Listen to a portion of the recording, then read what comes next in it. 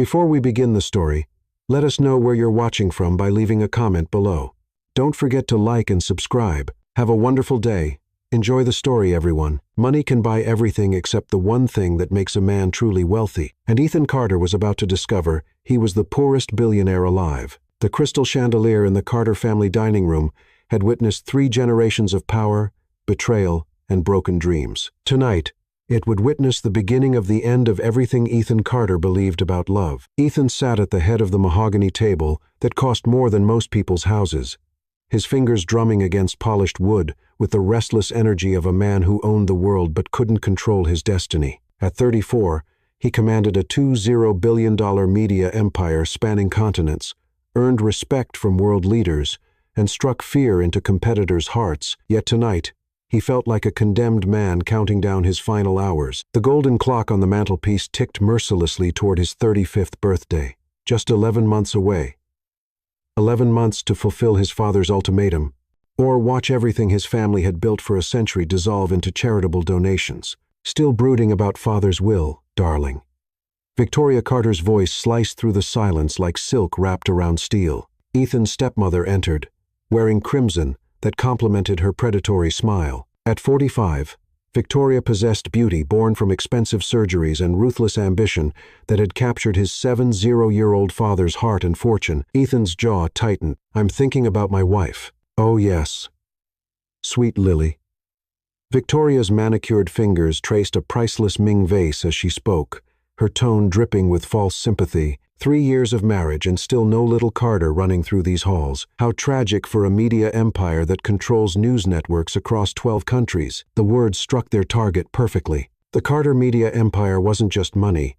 It was influence over global information, satellite networks, and digital platforms that shaped public opinion worldwide. Ethan's father, William Carter, had made his conditions crystal clear in his revised will. Produce a blood heir by age 35, or the entire empire would be donated to charity, leaving both Ethan and Victoria's son, Julian, with nothing. William's way of ensuring the Carter name continued through generations. Victoria had married into this empire 15 years ago, a beautiful widow with a 10-year-old son and a hunger for power that had taken William decades to recognize. She'd studied the Carter family like a scholar, learning their weaknesses, their medical histories, their deepest fears about legacy and bloodline. "Lily and I are trying," Ethan said quietly, hating how defensive he sounded. "Trying." Victoria savored the word like fine wine. Such an interesting choice of words. Some women, Ethan, are simply not built for bearing children. Perhaps it's time to consider alternatives. Before Ethan could respond, the sound of heels clicking against marble announced another arrival. Julian Carter, Victoria's 8-year-old son from her first marriage, entered with the casual arrogance of someone who believed the world owed him everything. Though not blood-related to Ethan, Julian had been raised as a Carter since age 10 and possessed their father's sharp intellect and their mother's cunning manipulation. "Brother," Julian's voice boomed with false warmth as he embraced Ethan. "I was just telling Mother how sorry I feel for you and Lily. The pressure you must be under. It's enough to destroy any marriage." Ethan studied his stepbrother's face, searching for sincerity and finding only calculation. "Lily and I are fine." "Of course you are." Julian agreed too quickly. "But you know what they say about stress affecting fertility. Maybe you should consider seeing a specialist. I know an excellent doctor. We have doctors." Victoria and Julian exchanged a glance so brief that anyone else might have missed it. But Ethan had grown up in a house where looks could kill reputations and silence could scream secrets. He'd learned to read the unspoken language of his family's ambitions. "Where is Lily tonight?" Victoria asked, settling into her chair with feline grace. "I do hope she's not feeling unwell again." The question struck Ethan like a physical blow. For the past month, Lily had been experiencing strange symptoms. Fatigue, nausea, dizziness. She'd insisted it was just stress from the approaching deadline, but Ethan couldn't shake the feeling that something more was happening. "She's resting," he replied, glancing toward the ceiling where their bedroom lay in darkness. "Perhaps I should check on her," Victoria offered, already rising from her chair. "A woman's touch can be so comforting during difficult times." "No." Ethan's voice carried a finality that brooked no argument. Victoria's smile faltered for just a moment, revealing the cold calculation beneath her maternal facade. The dining room fell silent, except for the ticking of that damned clock. Each second felt like a judgment, each minute a reminder of everything Ethan stood to lose. Not just the money or the power, those were simply tools, but the Carter name, the legacy his great-grandfather had built from nothing, the empire that employed thousands of families. All of it would vanish if he failed to produce an heir. "You know," Julian said, breaking the tension with practiced ease, "I've been thinking about the irony of Father's will. Here we are, one of the most powerful families in the world, and our entire future depends on biology. It's almost primitive." Victoria's laugh was like ice crystals forming in warm air. "Your father has always been a romantic at heart. He believes in the power of bloodlines, the importance of legitimate heirs. It's quite old-fashioned." Really, Ethan felt the familiar knot of anxiety tightening in his chest. His father's obsession with legitimate heirs had shaped every aspect of Ethan's life. William Carter had married 3 times. First to Ethan's mother, who died in childbirth with their second child, then to a socialite who proved infertile, and finally to Victoria, who brought Julian into the family but never bore William another son. The sound of footsteps on the marble staircase made all 3 heads turn. Lily Carter descended like an angel floating down from heaven, her dark skin glowing against the white silk nightgown that flowed around her pregnant form. "Wait, pregnant form." Ethan's heart stopped beating for exactly 3 seconds before exploding into a rhythm that threatened to break his ribs. Lily moved with the careful grace of early pregnancy, one hand resting protectively over her still flat stomach, her eyes bright with a secret that would change everything. "Ethan," she said softly, her voice carrying the weight of miracles and the promise of salvation, "we need to talk." Victoria's fork clattered against her plate. Julian's wineglass froze halfway to his lips. The crystal chandelier seemed to dim, as if even the light understood the magnitude of this moment. Lily walked to Ethan's chair and knelt beside him, taking his trembling hands in her warm, steady ones. "I went to see Dr. Thompson today. The tests came back positive. We're going to have a baby." The words hit the room like a nuclear explosion. Ethan felt tears burning behind his eyes as he pulled Lily into his arms, breathing in the scent of her hair, feeling the solid reality of her body against his. After 3 years of hoping, praying, and trying, their miracle had finally happened. "How far along?" he whispered against her ear.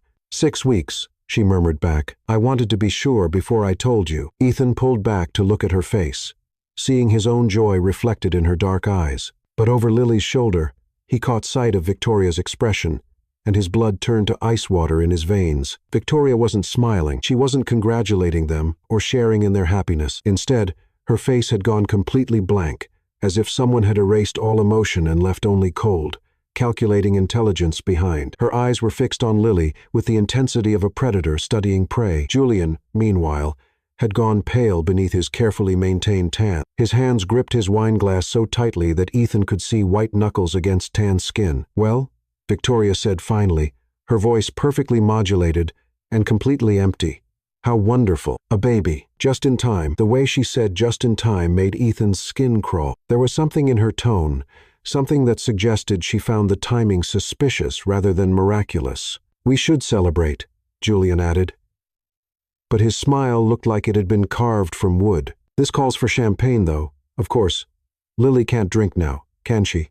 Lily pressed closer to Ethan, and he realized she was trembling slightly. His protective instincts flared to life as he stood, keeping one arm around his wife. "We're going to bed," he announced. "Lily needs her rest." "Of course," Victoria purred. "Rest is so important during pregnancy, especially during the first trimester when things can be so uncertain." The threat was subtle but unmistakable. Ethan felt Lily's sharp intake of breath and knew she'd heard it too. As they climbed the stairs together, Ethan's mind raced with possibilities and dangers he'd never considered before. His family's reaction to the pregnancy had revealed something darker than disappointment. It had revealed fear. Victoria and Julian weren't just concerned about losing their place in the Carter dynasty, they were terrified of it. And terrified people, Ethan knew from years of business warfare, were capable of anything. Behind them, the crystal chandelier continued to cast its light over the dining room, where Victoria and Julian sat in perfect silence, their faces masks of civilized hatred. The game had begun, and Lily, beautiful, innocent, pregnant Lily, didn't even know she was already a target. Chapter 2. The Poison Tongue. The most dangerous lies are the ones wrapped in medical authority and delivered by someone you've trusted your entire life. Dr. Henry Sullivan had delivered 3 generations of Carter babies, witnessed their first breaths, and guided their families through every medical crisis for 30 years. His office walls displayed photographs of Carter children he'd brought into the world, graduation announcements, wedding invitations, and thank you cards spanning a lifetime devoted to one family's health and happiness, which made his phone call to Ethan 3 days after Lily's announcement devastating. "Ethan, I need you in my office immediately."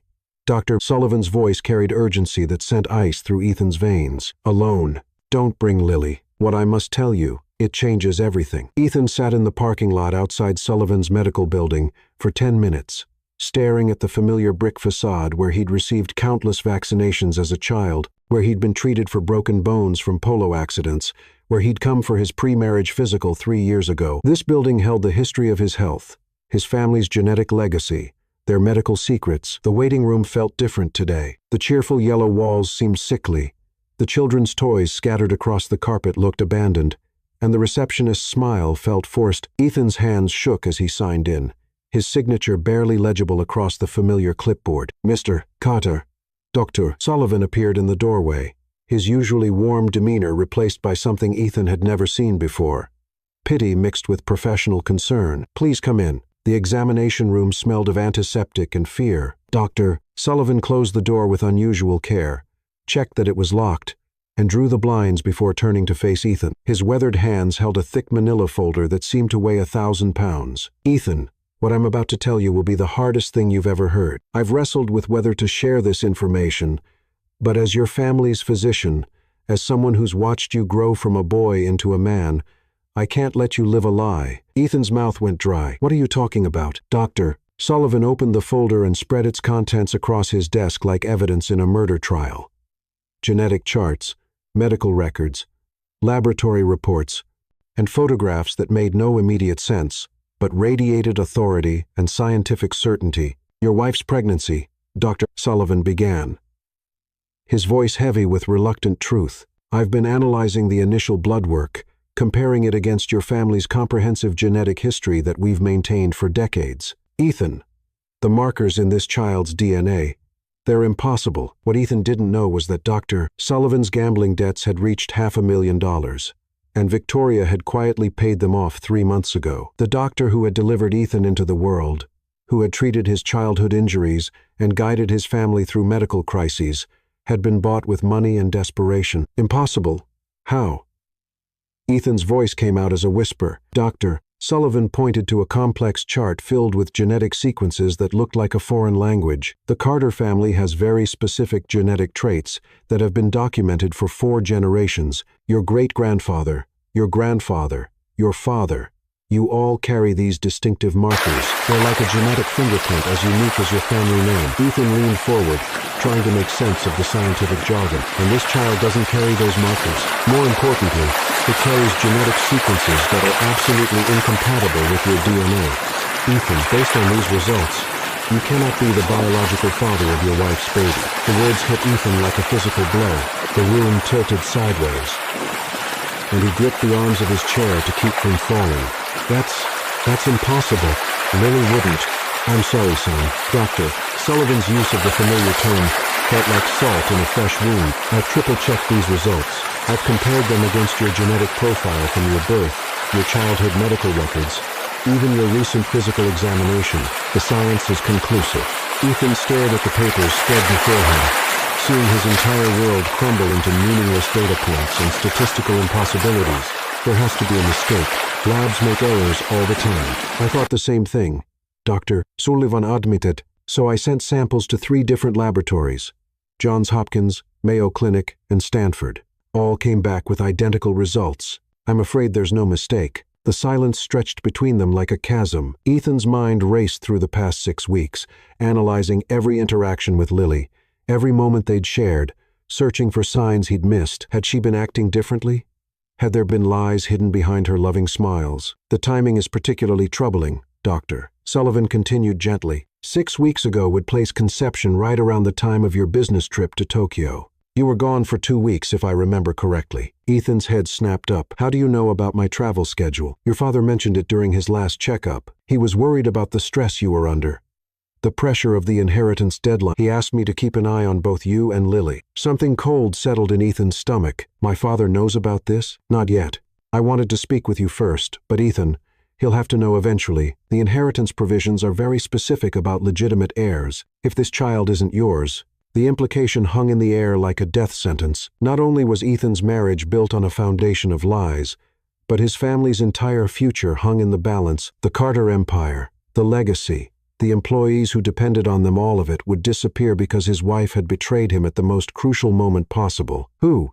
Ethan's voice was barely audible. Who is the father? Doctor. Sullivan hesitated, his fingers drumming against the desk in a nervous rhythm. The genetic markers suggest someone of mixed European and Asian descent. The preliminary analysis indicates possible connections to several prominent business families in the region.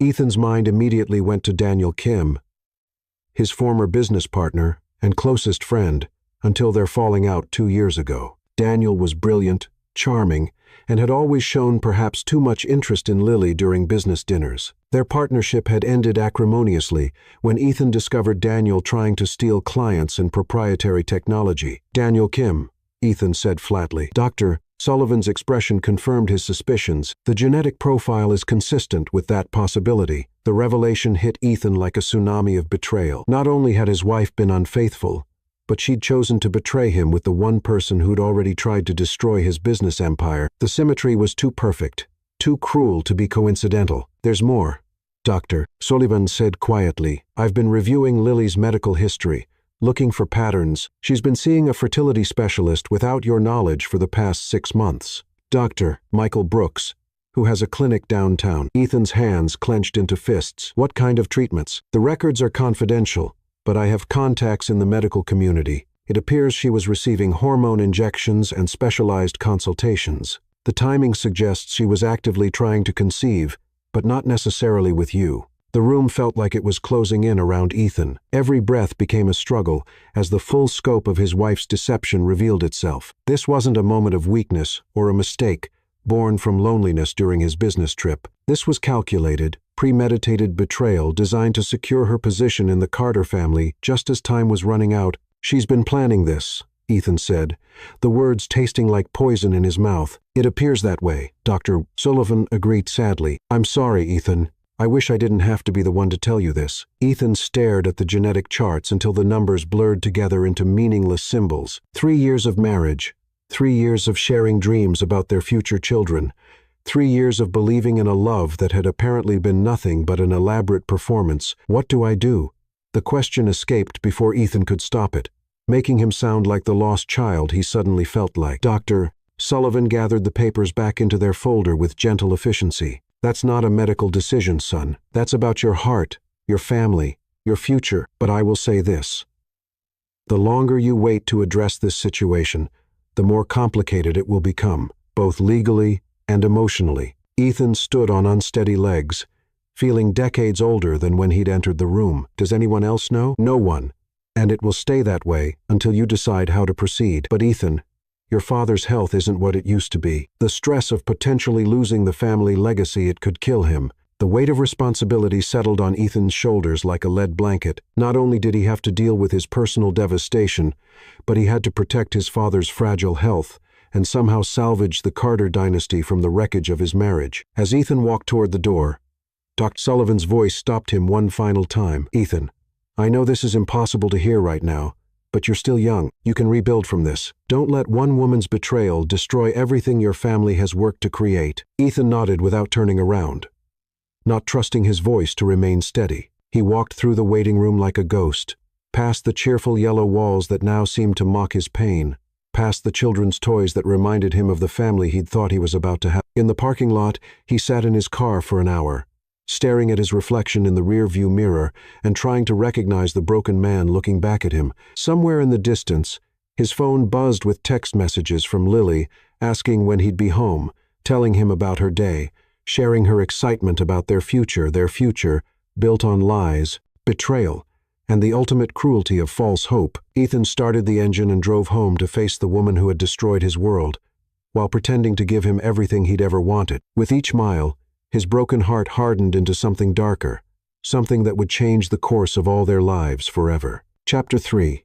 The Heart's Earthquake. The cruelest torture isn't the pain of betrayal. It's having to smile at the person who destroyed you while they still believe you love them.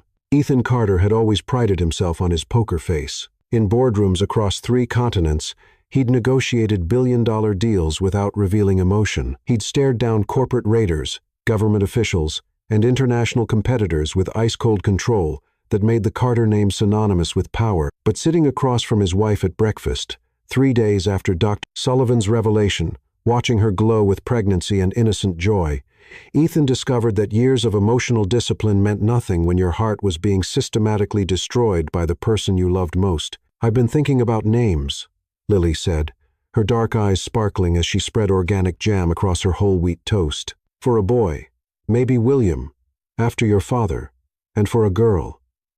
She paused, her hand drifting unconsciously to her still flat stomach. "What was your mother's name again?" "Sarah." The word came out like broken glass. Lily's smile could have powered the entire city. "Sarah Carter. That's beautiful. She would have been so happy to have a granddaughter." Ethan's coffee tasted like ash in his mouth. His mother had died giving birth to his stillborn sister when Ethan was 7 years old.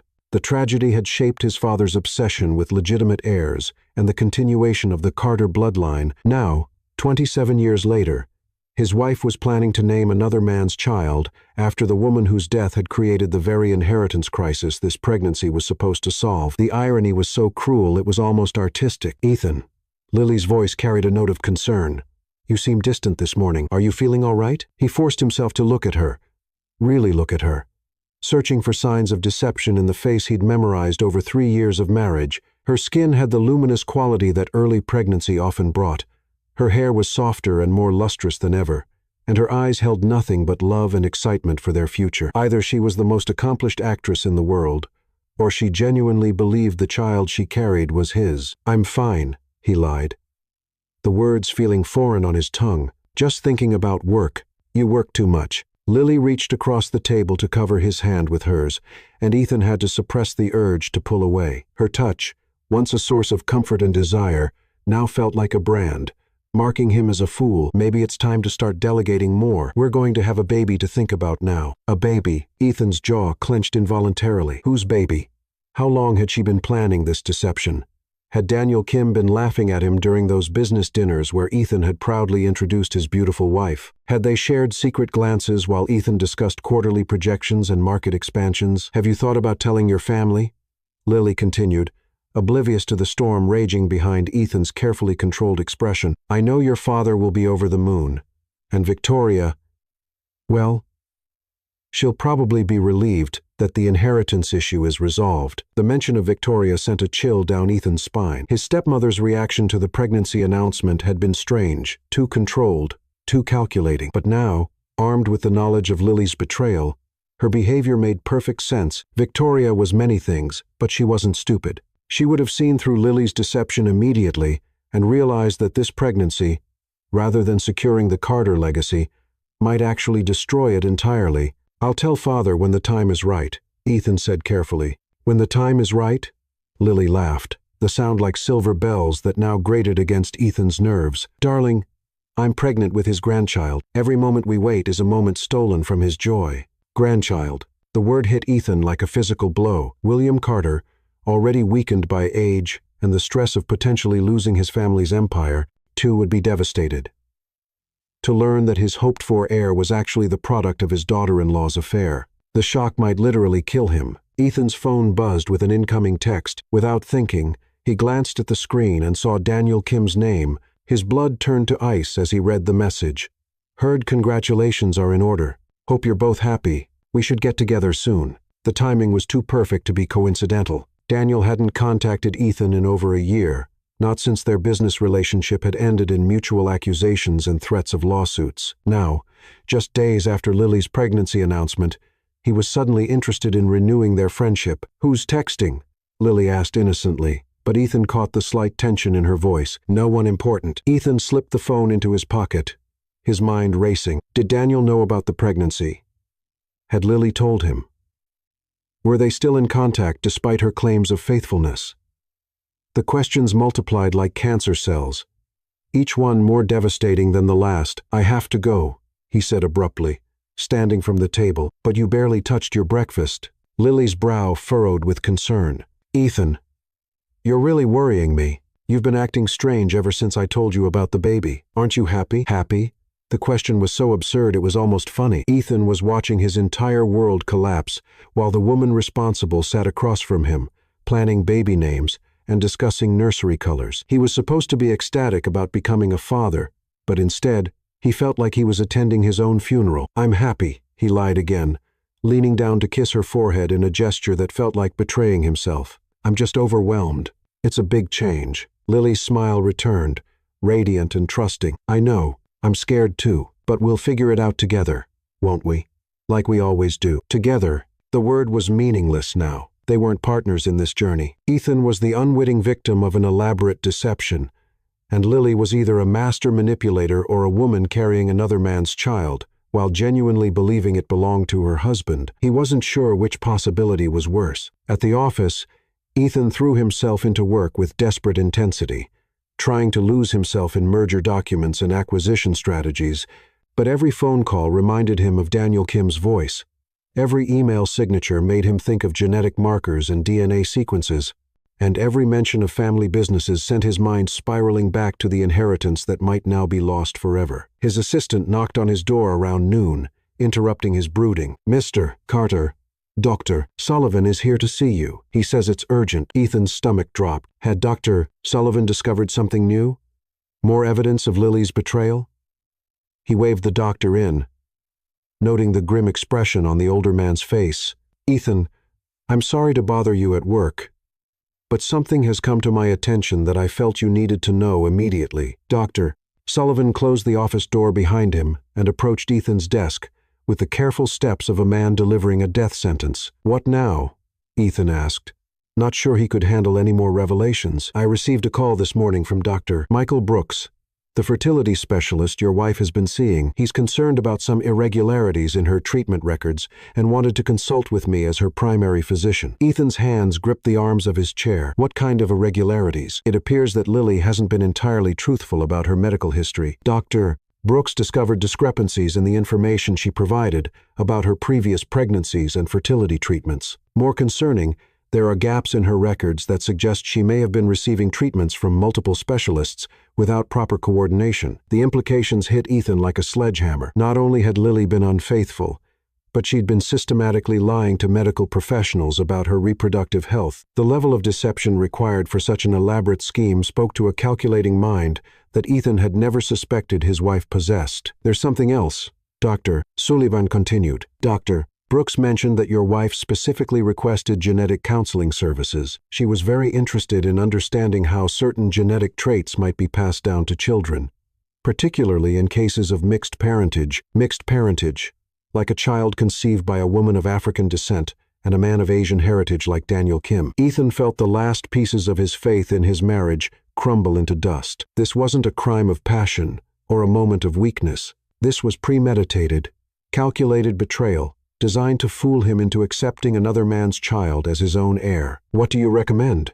Ethan asked, his voice barely above a whisper. Legally, you have options. But Ethan, the longer this pregnancy continues, the more complicated those options become. If you're going to act, you need to do it soon. After Dr. Sullivan left, Ethan sat alone in his office as the afternoon sun cast long shadows across his desk. Outside his window, the city hummed with life and energy, millions of people going about their daily routines, unaware that one man's world was ending floor by floor, revelation by revelation. His phone buzzed again. Another text from Daniel Kim.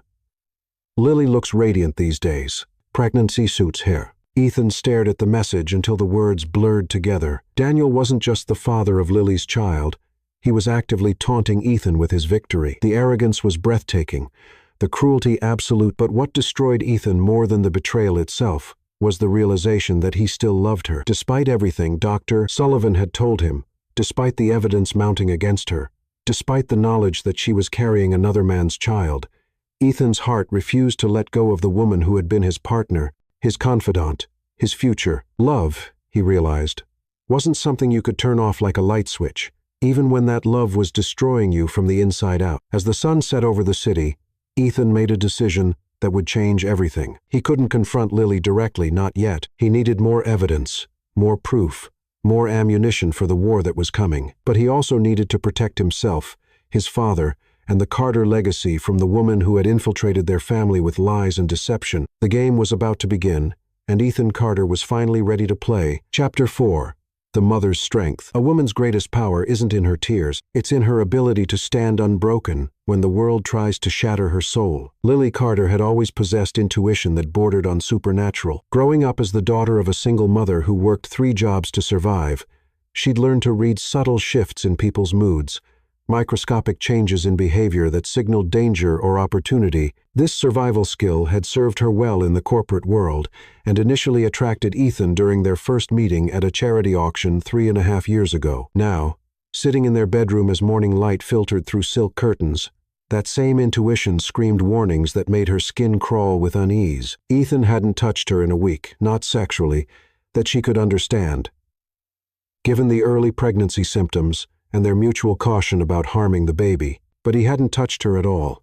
No casual hand on her shoulder when he passed behind her chair, no gentle kiss on her forehead when she was reading, no unconscious reaching for her hand during their evening walks through the estate gardens. For a man who had once been so physically affectionate that Victoria had commented acidly on their public displays, this sudden distance was more alarming than if he'd started shouting accusations. Mrs. Carter, Sophia, their housekeeper for the past 2 years, knocked softly on the bedroom door. "Mrs. Victoria is here to see you. She's waiting in the morning room." Lily's hand instinctively moved to her stomach, a protective gesture that had become second nature since learning about the pregnancy. Victoria's visits were never casual social calls. The woman operated with the precision of a chess master, every move calculated to achieve maximum advantage. "Tell her I'll be down in a few minutes," Lily replied, then spent those minutes studying her reflection in the full-length mirror that had belonged to Ethan's mother. At 8 weeks pregnant, the changes were still subtle. A fullness to her breasts, a slight softening around her waist, a luminous quality to her skin that seemed to glow from within. But it was her eyes that showed the greatest transformation. There was a fierce protectiveness there now, a maternal strength that surprised even her. The morning room was Victoria's favorite space for important conversations. Bright enough to read facial expressions clearly, but positioned so that whoever sat across from her would be backlit by the windows, making their own emotions harder to discern. Victoria sat like a queen holding court, wearing a powder blue suit that probably cost more than most people's cars and jewelry that could have funded a small country's education budget. Her smile was perfect, warm, and absolutely predatory. "Lily, darling, you look lovely. Pregnancy certainly agrees with you." Victoria's voice carried the honey-sweet tone she used when delivering her most poisonous observations. "Thank you." Lily settled into the chair opposite her mother-in-law, noting how Victoria's eyes immediately dropped to her midsection with calculating assessment. "I wanted to talk to you about the baby announcement," Victoria continued smoothly. "William is so excited about becoming a grandfather, but his health has been fragile lately. I think we need to be very careful about how we handle this situation." Lily's maternal instincts flared to life. "What do you mean by handle this situation?"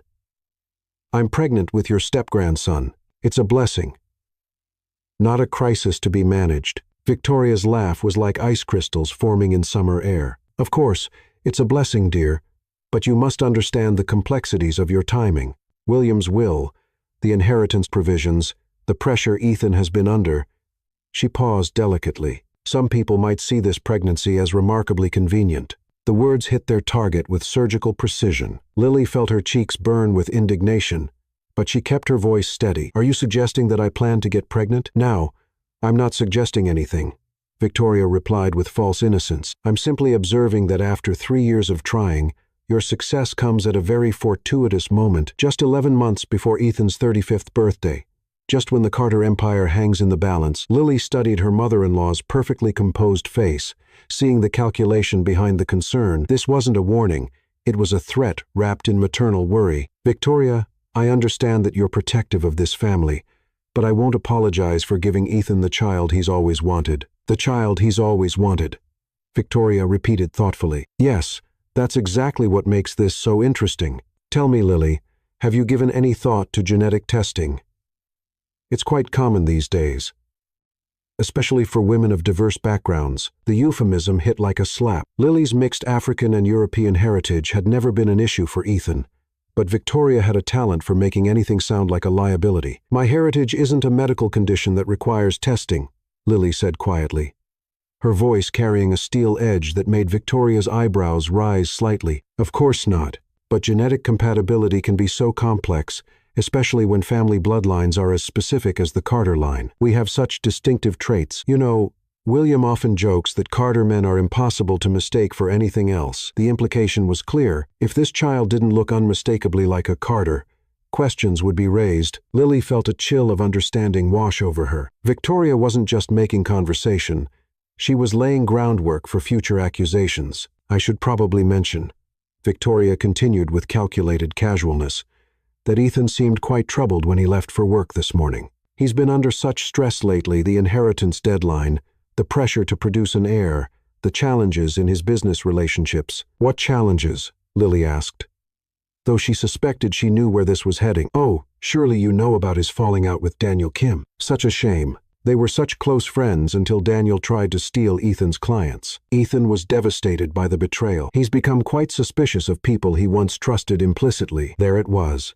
The poison delivered with surgical precision. Victoria was planting seeds of doubt about Daniel, while simultaneously suggesting that Ethan's trust had been damaged by previous betrayals. It was masterful manipulation disguised as concern. Daniel Kim has nothing to do with our marriage or our baby, Lily said firmly. Victoria's smile was sharp enough to cut glass. Of course not, dear. I'm simply noting that Ethan has been hurt before by people he trusted.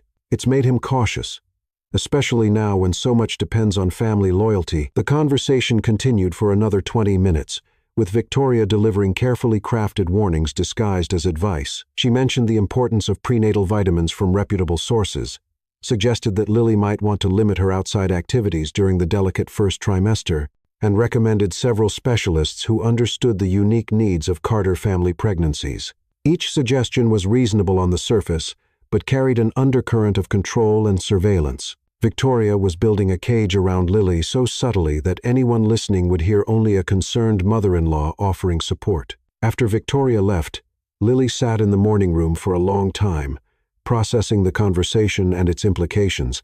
She'd always known that Victoria resented her marriage to Ethan. But this felt different, more urgent, more dangerous. Her phone buzzed with a text from Ethan. Working late tonight. Don't wait up. It was the third time this week he'd avoided coming home for dinner. The third time he'd chosen work over spending time with his newly pregnant wife. Lily walked to Ethan's study and settled into his leather chair, surrounded by the awards, photographs, and mementos of his success. On his desk, she noticed a business card for a private investigation firm tucked beneath his laptop. Her blood ran cold. Why would Ethan need a private investigator? She didn't touch the card, but she memorized the company name and phone number. If Ethan was having her investigated, she needed to know why, and she needed to protect herself and her baby from whatever storm was brewing. That evening, alone in their massive bedroom, Lily made several phone calls, first to her own doctor, Dr. Emma Davis, who had been her physician for 5 years and had guided her through the fertility treatments that had finally resulted in this pregnancy. Dr. Davis, I need you to send me copies of all my medical records for the past year. Everything. Blood work, test results, treatment protocols, all of it. Is everything all right, Lily? You sound stressed. I'm fine. I just want to have comprehensive records of my pregnancy journey for my own peace of mind. Her second call was to her best friend and former college roommate, Rachel, who worked as a family law attorney in Philadelphia. Rachel, I need some legal advice. Hypothetically, if someone wanted to challenge paternity of a child, what would they need to prove their case? Lily, what's going on? Are you and Ethan having problems? Just answer the question, please. Rachel's voice grew serious. Genetic testing is the gold standard, but there are other factors. Timing. Opportunity. Evidence of infidelity. Why are you asking? I'm probably being paranoid, but I want to understand my rights. If someone made false accusations about my baby's paternity, how would I protect myself? Document everything. Medical records, communications, witness statements. Build a paper trail that supports your version of events. And Lily, if this isn't hypothetical, you need to be very careful. Paternity disputes can get ugly fast. Her final call was to her mother, who lived in a modest apartment in Baltimore and cleaned office buildings to make ends meet. Mama, I need you to know something. I'm pregnant. The joy in her mother's voice brought tears to Lily's eyes. Oh, baby, that's wonderful news. How's Ethan? He must be over the moon. He's adjusting to the idea. Mama, if anything happens to me, I need you to know that this baby is Ethan's, no matter what anyone says, no matter what accusations they make. This child is a Carter. Lily, you're scaring me. What kind of accusations? I hope I'm wrong. I hope I'm just being paranoid because of pregnancy hormones. But if I'm not wrong, they're going to try to destroy me, and I need my family to know the truth. After the calls, Lily lay in bed, staring at the ceiling, one hand protectively covering her growing baby. She could feel the storm gathering around her, could sense the forces aligning against her happiness. But she wasn't the same woman who had been intimidated by Victoria's subtle threats during their early marriage. Pregnancy had awakened something fierce and primal in her, a maternal instinct that would fight to the death to protect her child. If they wanted to destroy her, they would have to bring everything they had, because Lily Carter wasn't going down without a fight that would shake the foundations of the Carter Empire itself. Outside her window, storm clouds gathered on the horizon, and the first drops of rain began to fall against the glass like tears from heaven itself. Chapter 5. The family's true face. The most dangerous enemies are the ones who smile at your table while sharpening their knives beneath it. William Carter had built his empire on the foundation of reading people's souls through their eyes. At 70, despite the tremor in his hands and the oxygen tank that followed him like a mechanical shadow, his mind remained sharp enough to slice through deception like a blade through silk, which made his phone call to Ethan on a gray Thursday morning devastating. Son, we need to talk. My study. Now, Ethan found his father behind the massive oak desk that had belonged to 4 generations of Carter patriarchs, surrounded by legal documents that looked ominous in the dim light filtering through heavy curtains. William's face bore the weight of a man who had discovered something threatening everything he'd spent a lifetime building. Sit down, Ethan. William's voice carried the authority of someone accustomed to being obeyed without question. Doctor, Sullivan paid me a visit yesterday. Ethan's blood turned to ice water. Father, I can explain. Explain what? That my daughter-in-law has been lying to this family for months? That the grandchild I've been celebrating might not even be my blood? That the heir I've been praying for could be nothing more than an elaborate deception? The words hit Ethan like physical blows. His father's face had gone gray with exhaustion and betrayal, making him look every one of his 70 years. Dr. Sullivan showed me the genetic analysis, William continued, his voice growing steadier with anger. He explained the impossibilities, the inconsistencies, the evidence that suggests your wife has been playing games with our family's future. Ethan slumped in his chair, feeling the weight of 3 generations of Carter legacy pressing down on his shoulders. I don't know what to do. What to do? William's laugh was bitter and sharp. You're going to demand a paternity test. You're going to get definitive proof. And if that child isn't yours, you're going to divorce that woman before she can destroy everything we've built. The clinical coldness in his father's voice chilled Ethan to the bone. This wasn't the grandfather who had been planning nurseries and choosing baby gifts. This was the ruthless businessman who had crushed competitors and built an empire through sheer force of will. She's my wife, Ethan said quietly. She's a woman who has betrayed your trust and potentially committed fraud against this family. William corrected sharply. Marriage is a contract, Ethan. When one party violates the terms, the contract becomes void. A soft knock interrupted their conversation. Victoria entered without waiting for permission, her face a mask of concern that didn't quite reach her calculating eyes. William, darling, you look pale. Should you be having such stressful conversations? She moved to his side with practiced grace, one hand resting possessively on his shoulder. Victoria knows about the situation. William explained to Ethan, I had to tell her, she's my wife, and she has a right to know that our family's future is in jeopardy. Ethan studied Victoria's expression, noting the careful balance of shock and sympathy she projected. But there was something else there. Something that looked almost like satisfaction barely concealed beneath her concerned facade. This is all so shocking, Victoria said, her voice trembling with apparent emotion. I always sensed something was off about Lily's behavior, but I never imagined anything like this. What do you mean? Ethan asked sharply. Victoria hesitated, glancing at William as if seeking permission to continue. Well, there have been phone calls late at night. She always claimed they were work-related, but what kind of work requires such secretive conversations? Ethan's hands clenched into fists. You've been listening to her phone calls? Not intentionally, Victoria replied quickly, but when you live in the same house, sometimes you overhear things. And Ethan, I've seen her meeting with men in coffee shops, in parks, always very discreet, very careful. Each word was a dagger to Ethan's heart. The woman he'd loved completely had been living a double life right under his nose. And apparently, everyone in his family had suspected except him. "There's more," William said quietly. "I've been doing some investigating of my own. Our business relationship with the Kim Corporation ended badly, but Daniel Kim has been making inquiries about our family finances, specifically about the inheritance provisions." Ethan's vision blurred with rage. "He's been planning this." "It appears so," William agreed. "The timing is too perfect to be coincidental.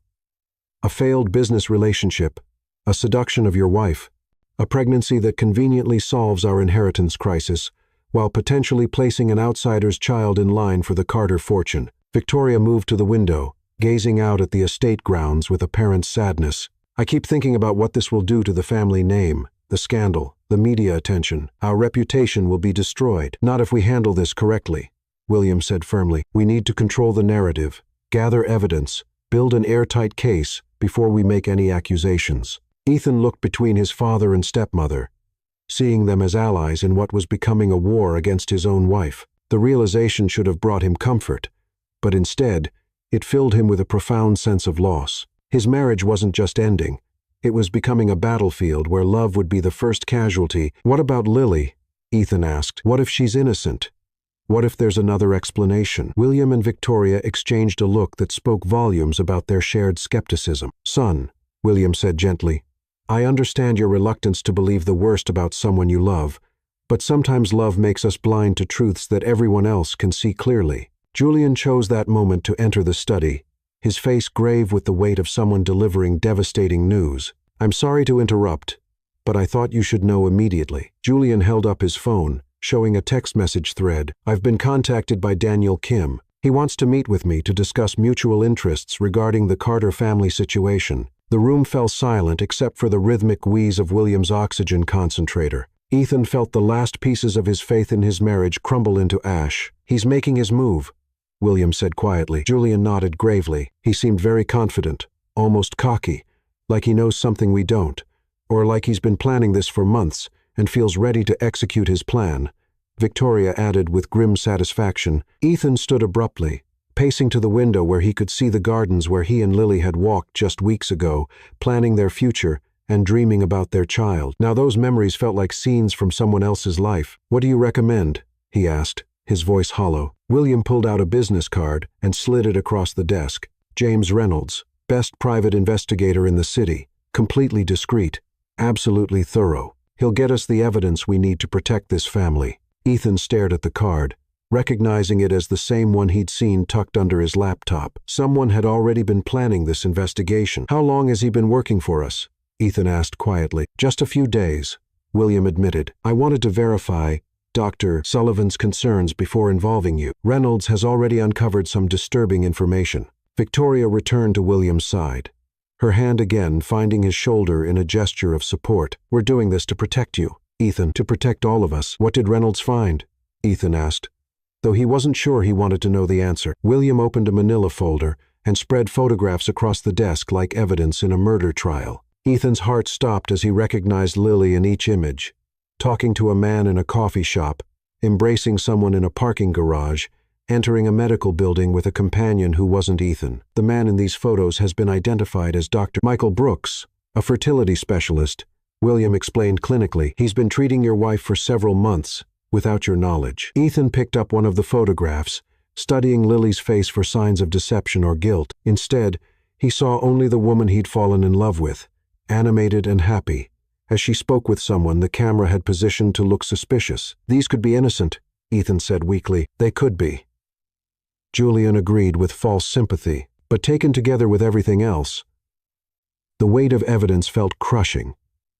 Medical reports, photographs, witness statements, phone records, it all painted a picture of systematic deception that Ethan couldn't explain away with wishful thinking. "I need to think," Ethan said finally. "Don't think too long," William warned. "Every day that passes makes this situation more complicated. If you're going to act, you need to do it before the pregnancy advances too far." As Ethan left his father's study, he felt like he was carrying the weight of the entire Carter legacy on his shoulders. Behind him, he could hear Victoria's voice offering William comfort and support, their conversation continuing in hushed tones that spoke of strategies and contingencies. Walking through the halls of the mansion where he'd grown up, Ethan realized that his family had already made their decision about Lily's guilt. They were moving forward with plans to destroy her, and they expected him to fall in line. The only question remaining was whether Ethan Carter still had the strength to fight for the woman he loved, or if the evidence against her had finally killed the last remnants of his faith in their marriage. Outside, storm clouds continued to gather, and the first rumble of thunder echoed across the estate, like a warning of the devastation to come. Chapter 6. The Public Humiliation. There are two kinds of destruction: the kind that happens in darkness, and the kind that happens under spotlights, while 500 people watch your world burn. The annual Carter Foundation Gala was legendary in high society circles. An event where million-dollar donations were made as casually as ordering champagne, where political careers were launched or destroyed with whispered conversation, and where the Carter family displayed their power like peacocks showing feathers. This year's theme was building futures. And the irony wasn't lost on Ethan. As he adjusted his black tie in their bedroom mirror, beside him, Lily smoothed the silk of her emerald green gown, the fabric expertly tailored to accommodate her 10-week pregnancy bump, while maintaining elegance that would have made Grace Kelly weep with envy. Her reflection showed a woman at the height of beauty, skin glowing with pregnancy hormones, eyes bright with excitement, completely unaware that tonight would be the last time she'd attend a Carter family event as Ethan's wife. "You look stunning," Ethan said, the words feeling like ash in his mouth. 2 weeks had passed since the meeting in his father's study, 2 weeks of James Reynolds' investigation, uncovering more evidence of Lily's supposed betrayal, 2 weeks of Ethan watching his wife and seeing either an innocent woman or the most accomplished actress alive. "Thank you." Lily's smile could have powered the entire city. She moved to straighten his bow tie, her touch gentle and familiar. "I'm nervous about tonight. First public appearance since announcing the pregnancy. Everyone will be watching us." Everyone would indeed be watching. Victoria had made sure of that, dropping carefully crafted hints throughout high society about interesting developments in the Carter family situation. The gossip mill had been churning for days with speculation about the heir, the inheritance, and the beautiful young wife who had captured Ethan's heart. "Are you feeling all right?" Ethan asked, noting the slight pallor beneath her makeup. "Just tired. Doctor Brooks says fatigue is normal at this stage." She paused, studying his reflection. "Ethan, you've seemed so distant lately. Is everything okay between us?" The question hung in the air like a sword over both their heads. Ethan met her eyes in the mirror, searching once again for signs of deception and finding only love mixed with growing concern. "Everything's fine," he lied, the words becoming easier each time he said them. "Just stress about work." Downstairs, the Carter mansion had been transformed into a glittering palace. Crystal chandeliers cast rainbow lights across walls lined with priceless art, while an orchestra played classical music that floated through rooms filled with the most powerful people in 3 states. Waiters in white gloves carried champagne and hors d'oeuvres to guests, who collectively controlled more wealth than most small nations. William Carter held court in the main ballroom, his oxygen tank discreetly hidden behind an ornate screen, while he charmed donors and dignitaries with the skill of a man who had spent 7 decades perfecting the art of influence. Victoria glided through the crowd like a queen among subjects, her sapphire blue gown commanding attention, while she spread carefully chosen words about family loyalty and the importance of bloodlines. "Ethan, Lily." The voice belonged to Senator Margaret Evans, a longtime family friend whose political career had been largely funded by Carter donations. "Congratulations on the wonderful news. William must be over the moon about becoming a grandfather." "He's very excited," Lily replied warmly, her hand unconsciously moving to her stomach in a gesture that had become second nature. "And the timing couldn't be more perfect." The senator continued with a knowing smile, right before Ethan's birthday deadline. "It's like a fairy tale ending." Ethan felt Lily's slight stiffening beside him. The comment about timing had hit its mark, planting another seed of doubt about the pregnancy's convenient scheduling. "Love doesn't follow timetables," Lily said quietly, but Ethan caught the defensive edge in her voice. As the evening progressed, similar comments came from other guests. Each seemingly innocent congratulation carried an undercurrent of speculation about timing, convenience, and the remarkable good fortune of the Carter family's reproductive success just when it was needed most. Victoria had orchestrated the gossip campaign with surgical precision, never making direct accusations, but ensuring that every conversation planted questions about Lily's motives and the pregnancy's legitimacy. Mr. Carter. James Reynolds appeared at Ethan's elbow, like a shadow given form. The private investigator looked unremarkable, medium height, average build, forgettable face, which Ethan supposed was exactly what made him effective at his job. "Not here," Ethan hissed, glancing around to ensure no one had noticed the exchange. "It's urgent," Reynolds insisted. "We have a situation developing. I need 5 minutes." Against his better judgment, Ethan followed the investigator to his father's study, leaving Lily chatting with a group of charity board members about prenatal nutrition and nursery decorating. "What's so urgent it couldn't wait until tomorrow?" Ethan demanded. Reynolds pulled out his phone and showed Ethan a series of photographs taken that afternoon. "Your wife left the house at 2:00 p.m., claiming she had a doctor's appointment. These photos show her actual activities." Ethan's heart stopped as he studied the images. Lily entering a downtown medical building, emerging an hour later with a man Ethan didn't recognize, embracing the stranger in what looked like an intimate goodbye. "Who is he?" Ethan asked, his voice barely above a whisper. "Dr. Daniel Kim," Reynolds replied. "He uses his middle name professionally, but his full name is Daniel James Kim, the same Daniel Kim you've been investigating." The revelation hit Ethan like a physical blow. Daniel wasn't just potentially the father of Lily's child. He was actively involved in her pregnancy, attending her medical appointments, playing a role that should have belonged to Ethan. "There's more," Reynolds continued relentlessly. "I've confirmed that Dr. Brooks, the fertility specialist your wife has been seeing, is actually Daniel Kim's cousin. The medical practice is a family business." Ethan felt the room spinning around him. The web of deception was so elaborate, so carefully constructed, that it spoke to months of planning and coordination between multiple parties. "They're all working together," Ethan realized aloud. "It appears so. And sir, there's something else you need to know. Tonight's event, they're planning something. I've intercepted communication, suggesting that some kind of confrontation is planned for this evening." Before Ethan could respond, the study door burst open, and Julian rushed in, his face flushed with excitement and apparent concern. "Ethan, thank God I found you. We have a problem, a huge problem." "What now?" Ethan asked, feeling like he was drowning in an ocean of betrayals. "Daniel Kim is here at the gala. Lily invited him." The words hit Ethan like a tsunami of rage and betrayal. His wife had brought her lover to their family's most important social event, flaunting her affair in front of 500 guests and the most powerful people in the state. "Where?" Ethan's voice came out as a growl. "The East Terrace.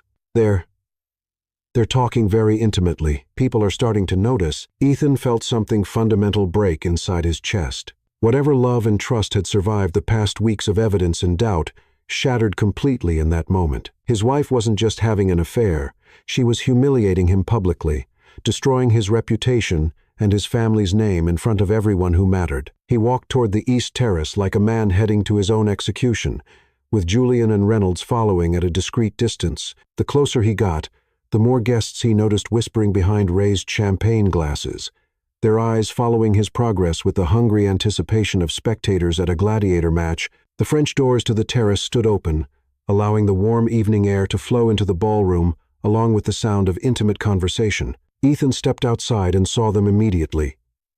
Lily and Daniel Kim standing close together near the marble railing, her hand resting on his arm while he leaned down to whisper something in her ear. Daniel Kim looked exactly like Ethan remembered, tall, handsome, with the kind of effortless charisma that made people want to trust him. He was also unmistakably Asian, which made Dr. Sullivan's comments about genetic markers suddenly take on devastating clarity. "Lily," Ethan's voice cut across the terrace like a blade. Both figures turned toward him, and Ethan saw his wife's face transform from animated happiness to pure terror in the space of a heartbeat. Daniel, by contrast, smiled with the satisfied expression of a man who had been waiting for this moment. "Ethan," Lily breathed, her hand dropping from Daniel's arm as if it had caught fire. "I can explain." "Explain what?"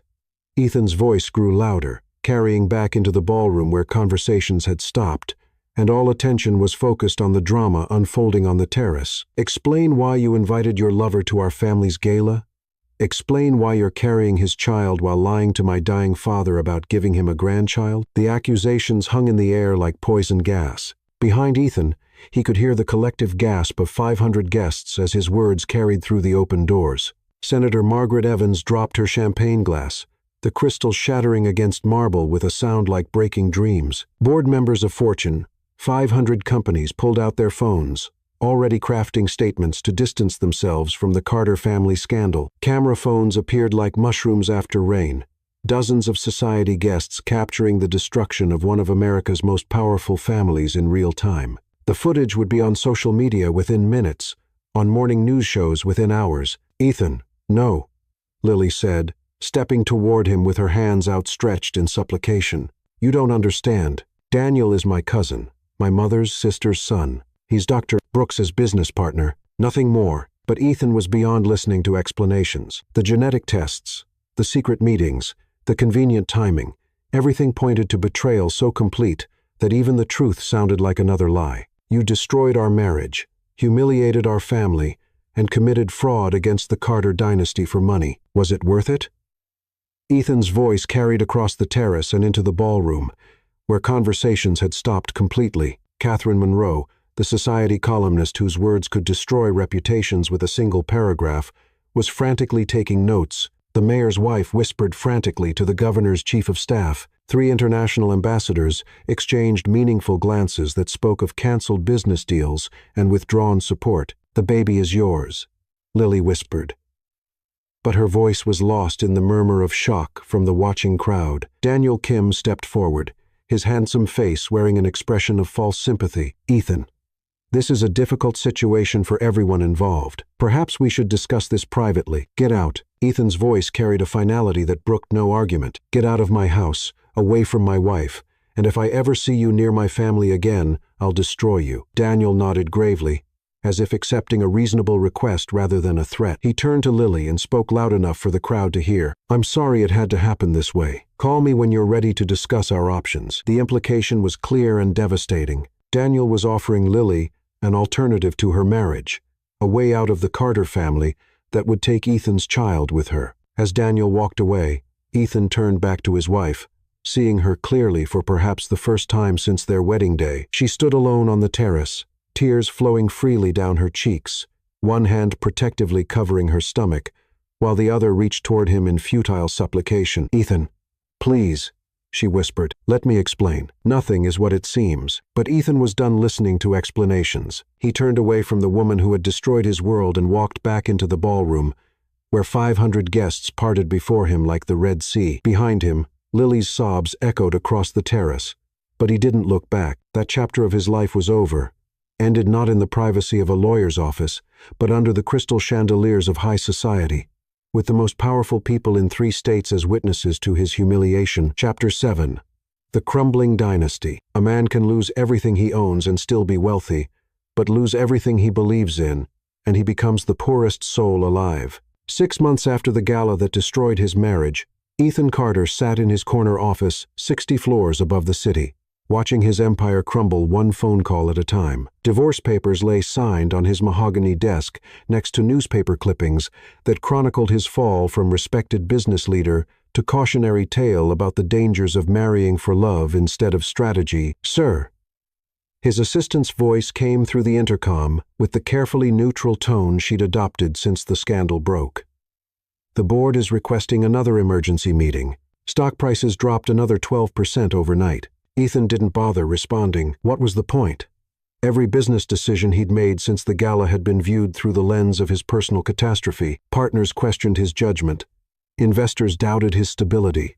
And competitors circled like vultures sensing weakness. The Carter media empire, built over 4 generations, was hemorrhaging money and respect at a rate that would have been impossible to imagine a year ago. The man who had once commanded respect in boardrooms across 3 continents now couldn't get his phone calls, returned by executives who used to beg for his attention. The irony was devastating. In trying to protect his family's legacy from Lily's deception, Ethan had destroyed it more thoroughly than any external enemy ever could have. His phone buzzed with yet another text from Victoria. "William had another episode last night. Doctor says stress is killing him faster than the cancer. When are you coming home?" Home. The word felt meaningless now. The Carter mansion, where he'd grown up dreaming of the family he'd one day raise within its walls, had become a mausoleum of broken dreams and bitter regrets. He'd moved into a downtown penthouse after the divorce, claiming he needed space to focus on business. But the truth was simpler and more pathetic. He couldn't bear to walk the halls where he'd once been happy. A knock on his office door interrupted his brooding. Ethan looked up to see James Reynolds standing in the doorway, his unremarkable face wearing an expression that Ethan had learned to associate with bad news. "Mr. Carter, I have the final report you requested." Reynolds placed a thick manila folder on the desk, with the reverence of someone handling explosive material. Ethan stared at the folder without opening it. 6 months of investigation, thousands of dollars spent on surveillance and genetic analysis, all leading to this moment of absolute confirmation about his ex-wife's betrayal. "Just tell me," Ethan said wearily, "is the child mine or not?" Reynolds' hesitation spoke volumes before he even opened his mouth. "Sir, the results are complicated." "Complicated how?" Ethan's voice carried a dangerous edge. "DNA is either a match or it isn't. The child is definitely yours, biologically speaking. 100% certainty." Reynolds's words should have brought relief, but his tone suggested they were only the beginning of a larger nightmare. Ethan's world tilted sideways. "What? The twins?" "Yes. It's twins. Both show clear genetic markers, identifying you as the biological father. But sir, that's not the complicated part. Twins. Lily had given birth to twins, and Ethan had missed everything. The pregnancy complications, the delivery, the first moments of his children's lives. He'd been so consumed with rage and betrayal that he'd never even asked about the birth. "What's the complicated part?" Ethan asked, though he wasn't sure he wanted to know. Reynolds opened the folder and pulled out a series of documents that made Ethan's blood run cold. Medical records, birth certificates, and genetic analyses that painted a picture far different from what Ethan had believed for the past 6 months. "Your ex-wife never had an affair with Daniel Kim," Reynolds said quietly. "She never had an affair with anyone. Every piece of evidence we found, every photograph, every suspicious meeting, it was all legitimate medical consultations related to her high-risk pregnancy." The words hit Ethan like a series of physical blows. "That's impossible. The fertility specialist, the secret meetings, the genetic incompatibilities. Dr. Brooks is Daniel Kim's cousin, but that's where the connection ends. Your wife was referred to him by her primary physician because of complications related to carrying twins. The treatments were experimental and required extensive monitoring." Ethan felt like he was drowning in a sea of revelations that invalidated everything he'd believed for the past year. "Then why didn't she tell me?" "According to her medical records, she tried multiple times, but you'd already made up your mind about her guilt." Reynolds's voice carried a subtle note of accusation. "The real question, sir, is who convinced you she was having an affair in the first place?" The answer was so obvious that Ethan felt like a fool for not seeing it sooner.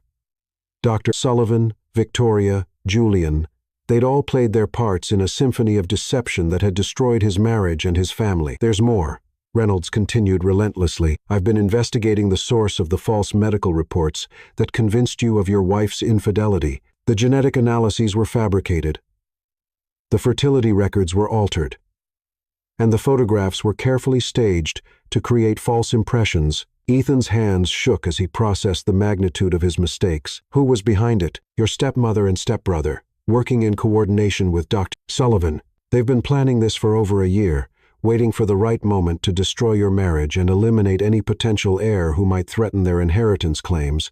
The revelation was so monstrous that Ethan struggled to comprehend it. His own family had orchestrated the destruction of his marriage, the loss of his children, and the collapse of his business empire, all for money. Victoria knew Lily was innocent. Ethan's voice came out as a whisper. Not only did she know, but she was the one who convinced Dr. Sullivan to provide false medical evidence. The entire conspiracy was designed to make you believe your wife was unfaithful, so you'd divorce her before the children were born. Ethan remembered Victoria's perfectly timed comments, her subtle suggestions about genetic testing, her apparent concern about family bloodlines. Every word had been calculated to plant seeds of doubt and nurture them into the poisonous tree that had destroyed his marriage. "And my father?" Ethan asked, though he dreaded the answer. "Completely manipulated. Victoria showed him the same false evidence she showed you." His reaction was genuine. He truly believed Lily had betrayed the family. Ethan felt tears burning behind his eyes for the first time since the divorce. His father, already weakened by cancer and the stress of potentially losing the family legacy, had been used as an unwitting weapon against Ethan's happiness. "Where is Lily now?" Ethan asked, his voice breaking on her name. "Living in a modest apartment downtown, working as a freelance consultant to support herself and the twins. She's struggling, sir. The divorce settlement was minimal, and she's refused all attempts at reconciliation from your family. Ethan's heart shattered completely. While he'd been drowning in self-pity and business failures, the mother of his children had been working multiple jobs to survive, raising his sons alone because he'd been too proud and too stupid to see through his family's lies. The twins, Ethan said. What are their names? Reynolds consulted his notes. William Ethan Carter and Sarah Rose Carter. Named after your grandfather and your mother. The names hit Ethan like daggers to the heart. Even after everything he'd put her through, Lily had honored his family with her children's names. She'd given his sons the Carter name despite having every reason to hate everything it represented. I need to see them, Ethan said, standing abruptly. Sir, I should warn you, your ex-wife has made it clear that she doesn't want any contact with the Carter family. She's built a new life, and she's protective of the children. Ethan looked out his office window at the city where his sons were growing up without him, where the woman he'd loved was struggling to survive because of his failures as a husband and a man. Victoria and Julian, Ethan said quietly. What's their situation now? Legally protected by the statute of limitations on most of their actions. Financially, they stand to inherit everything if your father dies without acknowledging legitimate heirs. The cruel irony was perfect. By destroying Ethan's marriage, Victoria and Julian had eliminated the very grandchildren who could have fulfilled William's requirements for inheritance. They'd created the exact scenario they'd been trying to prevent, except now they were the beneficiaries of the chaos they'd sown. And my father's health? Declining rapidly. The stress of the past year has accelerated his cancer progression. His doctors give him 6 months at most. Ethan closed his eyes, feeling the weight of a year's worth of mistakes crushing down on him. He'd lost his wife, his children, his business empire, and now he was losing his father, all because he'd been too quick to believe lies and too slow to trust in love. Mr. Carter, Reynolds said gently, there might still be time to fix some of this. Your ex-wife is a remarkable woman. She might be willing to listen if you approach her the right way. Ethan laughed bitterly. Why would she listen to anything I have to say? I publicly humiliated her, divorced her while she was pregnant, and abandoned my children based on lies. I'm probably the last person on earth she wants to see. Maybe. Or maybe she's been waiting for you to discover the truth and come back to your family. Ethan stared at his reflection in the office window, seeing a man who had everything handed to him and managed to destroy it all through pride, stupidity, and misplaced trust. The question now was whether he had the courage to face the woman he'd wronged and beg for a forgiveness he didn't deserve. Outside, storm clouds gathered over the city, and Ethan Carter realized that the real tempest was just beginning. Chapter 8. The Grandfather's Wisdom. A dying man's last words carry the weight of eternity, especially when they reveal the lies that destroyed everything he held dear. The Carter mansion felt like a tomb as Ethan walked through its marble halls for the first time in 6 months. Every room held memories of the family he'd lost. Every portrait on the walls seemed to judge him for his failures, and every step echoed with ghosts of conversations that had led to his downfall. His father's bedroom had been converted into a medical facility, with oxygen tanks, monitoring equipment, and the constant presence of nurses who moved like shadows through the darkened space. William Carter, once a titan of industry who commanded respect from world leaders, now lay propped against silk pillows, his frame diminished by cancer and the weight of a year's worth of devastating revelations. Ethan, William's voice was barely above a whisper, but his eyes still held the sharp intelligence that had built an empire. You came. Of course I came. Ethan settled into the chair beside his father's bed, noting how much weight William had lost since their last meeting. The man who had once filled boardrooms with his presence now seemed fragile as paper. His breathing labored even with the oxygen support. How are you feeling? William's laugh was weak but bitter, followed by a coughing fit that brought flecks of blood to his lips. Like a fool, like an old man who was manipulated by people he trusted and destroyed his own family in the process. His voice broke with emotion. Ethan had never heard from the iron-willed patriarch. I helped destroy my grandson's chance to know their grandfather. That's my legacy. A dying man who chose money over love. Ethan felt tears burning behind his eyes. Father, you didn't know. I should have known. William's voice cracked with anguish. I built this empire by reading people, by seeing through deception, but I was so afraid of losing our bloodline, so terrified of the family name dying with me, that I became the weapon Victoria used to destroy the very future I was trying to protect. William reached with trembling hands for a framed photo on his nightstand. A picture of Ethan as a baby, held by his mother just weeks before she died, giving birth to his stillborn sister. Your mother died, bringing life into this world. She would be horrified to know I helped drive away the mother of her grandchildren. Ethan's heart clenched. Reynolds had prepared him for this conversation, had warned him that William now knew the truth about Victoria and Julian's conspiracy. But seeing the devastation in his father's eyes was almost unbearable. Victoria told you, Ethan said. It wasn't a question. She confessed everything last night. William struggled to sit up straighter. His breathing labored. Thought I was too close to death to do anything about it. She was wrong. Ethan felt a spark of hope. What did she tell you? Everything. The bribes to Dr. Sullivan, the falsified medical records, the staged photographs, the elaborate plan to destroy your marriage and eliminate any legitimate heirs. William's voice grew stronger with anger. She's been planning this since the day she married me. Ethan, everything, our marriage, her relationship with you and Julian, her supposed love for this family, it was all calculated to position herself as the sole beneficiary of the Carter fortune. The confirmation of Ethan's worst suspicions should have brought satisfaction, but instead, it only deepened his sense of loss. Why are you telling me this now?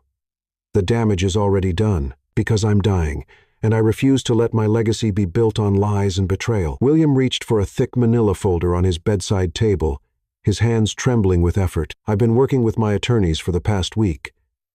Ever since Victoria's confession, this is my new will. Ethan stared at the legal documents his father held. Father, you don't need to. I absolutely do. William's voice carried the authority that had made him one of the most powerful men in the country. Victoria and Julian destroyed my family for money. They manipulated my love for you into a weapon against your happiness. They turned me into an accomplice in the destruction of my own grandchildren's future. Tears burned behind Ethan's eyes. You didn't know. None of us knew. I should have known. William's voice broke with regret. I built my empire on the ability to read people, to see through deception and manipulation. But I was blind to the serpents in my own home because I wanted to believe in family loyalty. William opened the folder and pulled out photographs that made Ethan's breath catch in his throat.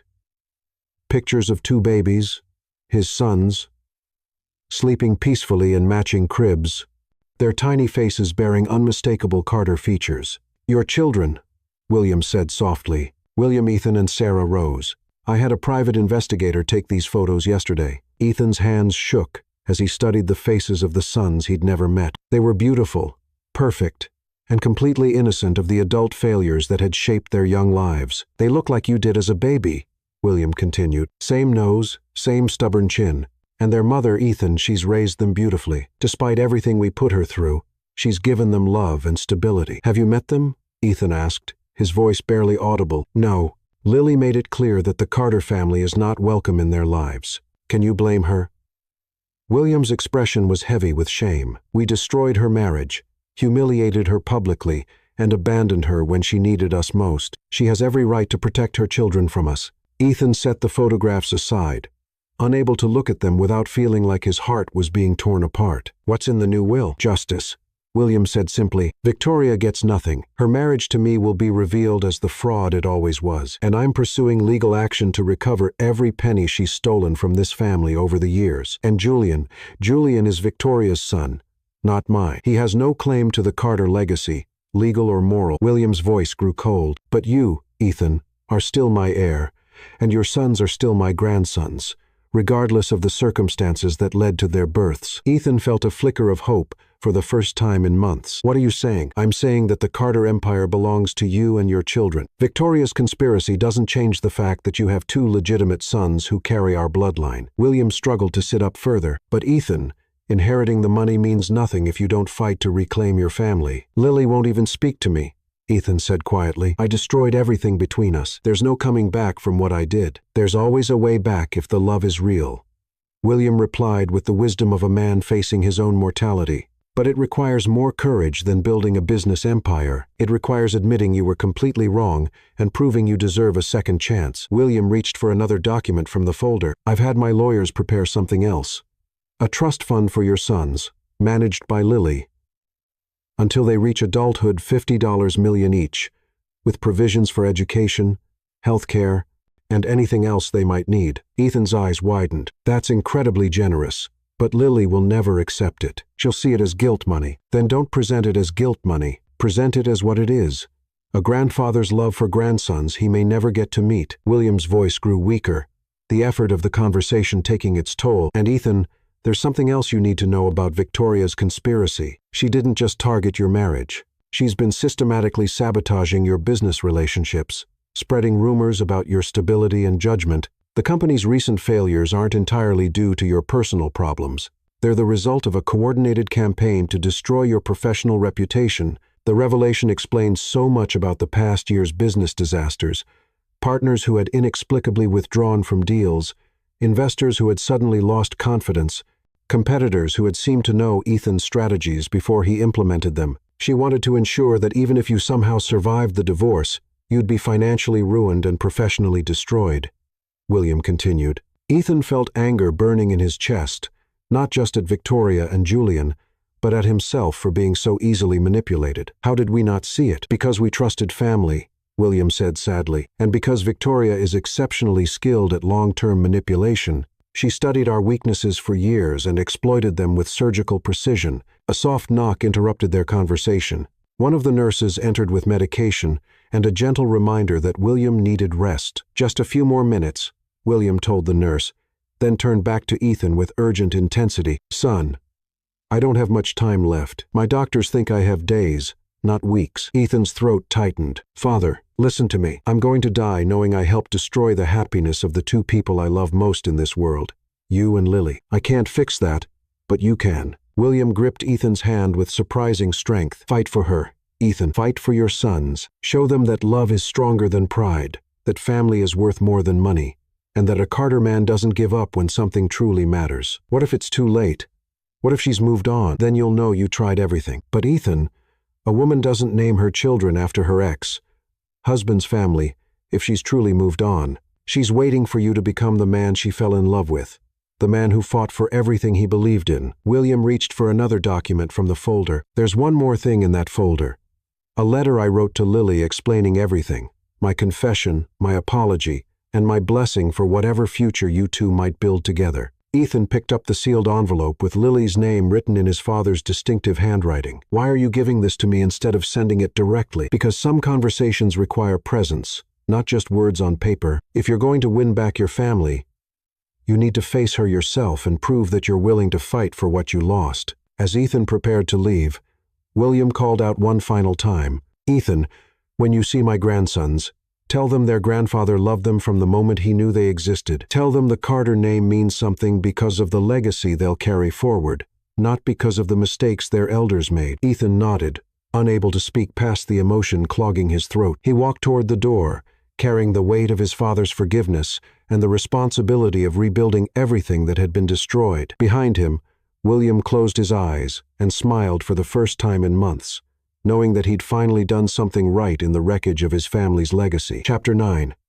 The Sins Revealed. Truth is a double-edged sword. It can set you free or destroy everything you have left to lose. The modest apartment building where Lily lived with their sons stood in stark contrast to the Carter mansion where Ethan had grown up.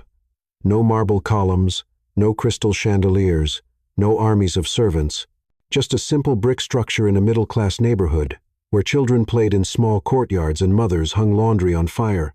Escapes. Ethan sat in his car for an hour, watching the building's entrance and wrestling with cowardice that had nothing to do with business mergers or corporate warfare. This was different. This was about facing the woman whose life he'd destroyed and the children who didn't even know he existed. At 3:30 p.m., the front door opened, and Ethan's heart stopped completely. Lily emerged, carrying 2 car seats. Her movements efficient and practiced. She looked thinner than he remembered, her once lustrous hair pulled back in a simple ponytail, wearing jeans and a sweater that probably came from a discount store, rather than the designer boutiques she'd once frequented as a Carter wife. But she was still the most beautiful woman Ethan had ever seen. Behind her, an older black woman, Lily's mother, Ethan realized held the door open while managing a diaper bag and purse. The grandmother he'd never met was helping with the grandsons he'd never acknowledged. Ethan watched as Lily carefully secured the car seats in the back of a 10-year-old Honda Civic that had definitely seen better days. Through the car windows, he caught glimpses of small faces and tiny hands, and his chest felt like it was being crushed by the weight of everything he'd missed. As Lily drove away, Ethan made a decision that terrified him more than any boardroom confrontation ever had. He followed at a distance, not to spy or gather evidence, but to understand the life his children were living without him. The Honda pulled into the parking lot of a pediatrician's office in a strip mall,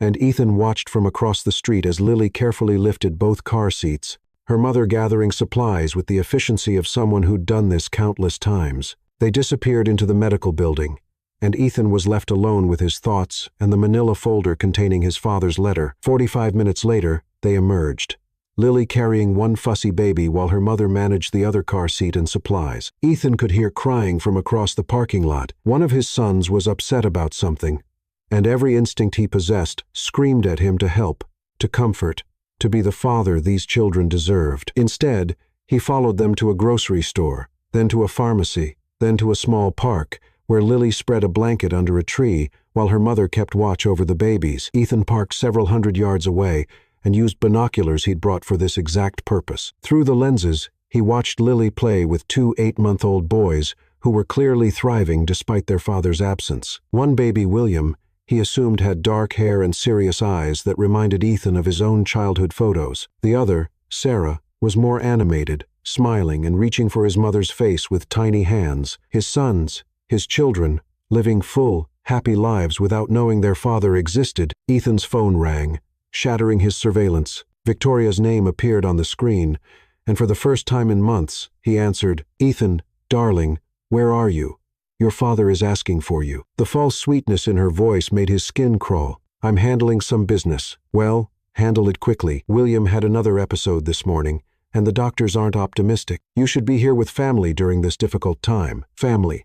The word was obscene, coming from the woman who had systematically destroyed his actual family for money. "I'll be there soon," Ethan lied, then hung up and returned his attention to the park. Lily was packing up the blanket, preparing to leave, when Ethan noticed something that made his blood run cold. A black sedan had been parked at the far end of the lot since they'd arrived, and through his binoculars, Ethan could see two men with cameras taking photographs of Lily and the children. Victoria was still having them watched. Ethan's hands clenched around the binoculars as he realized the full scope of his stepmother's ongoing conspiracy. She wasn't content with destroying his marriage.